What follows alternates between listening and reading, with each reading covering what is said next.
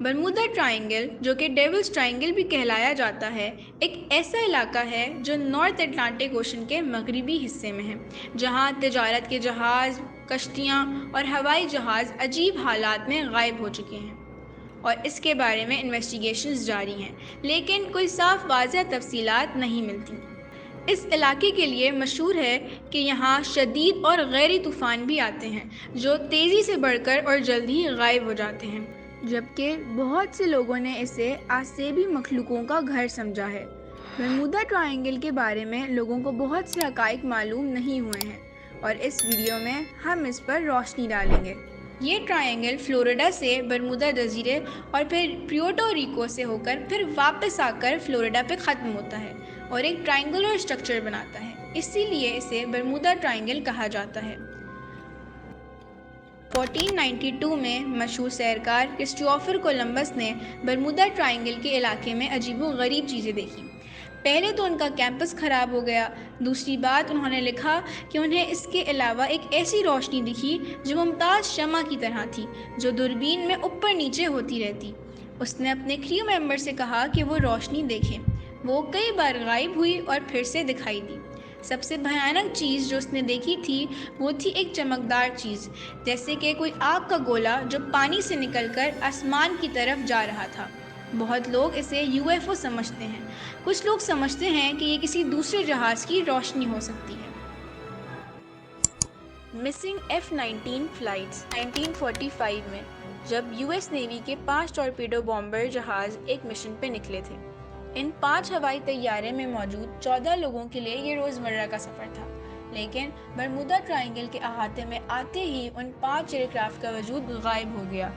کیونکہ اس وقت دوسری جنگ عظیم کو ہوئے ہوئے کچھ مہینے ہی گزرے تھے، اس پہ US نیوی کا شک یہ تھا کہ اس وقت شاید کسی دشمن عناصر نے ان کے جہازوں کو گرایا ہے۔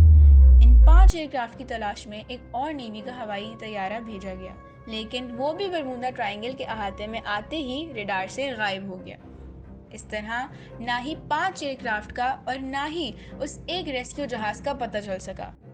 SS ایل فیرو بحری جہاز 1 اکتوبر 2015 کو SS ایل فیرو، جس میں 33 لوگ تھے، فلوریڈا سے پیورٹو ریکو جا رہی تھی، جو 1 اکتوبر 2015 والے دن ریڈار سے غائب ہو گئی۔ US coast guard and air force نے کمبائنڈ سرچ آپریشن کیا اور پورے 1 مہینے کی ریسرچ کے بعد ایل فیرو سطح سمندر سے 15,000 فٹ نیچے سمندر کے باٹم پہ پائی گئی۔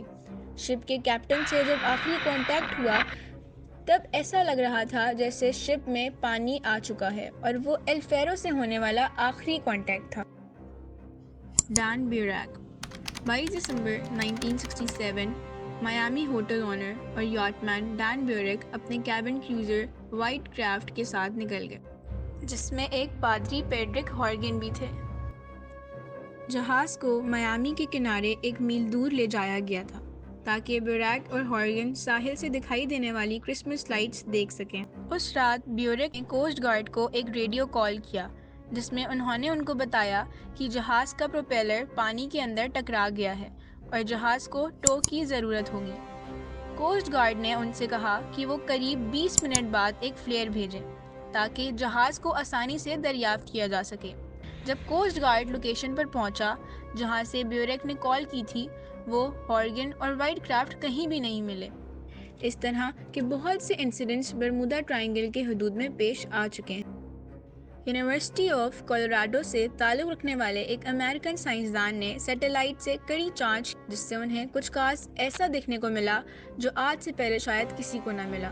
انہوں نے نوٹس کیا کہ برمودا ٹرائنگل کے اوپر کچھ ایسے بادل ہیں جو نہ ہی چکور ہیں اور نہ ہی گول، بلکہ بادل ہیگزاگون شکل کے ہیں اور ان کا سائز 88 کلومیٹر جتنا بڑا ہوتا ہے۔ ایکسپرٹ ٹیم کا ماننا ہے کہ شاید یہ بادل کوئی عام بادل نہیں ہیں، بلکہ یہ ہوائی بام بادل ہیں، یعنی جب یہ عجیب قسم کے بادل بنتے ہیں نا تو ان کے نیچے بہت ہی تیز ہوا کے جھونکے چلتے ہیں جن کی رفتار 250 کلومیٹر پر آور ہو سکتی ہے۔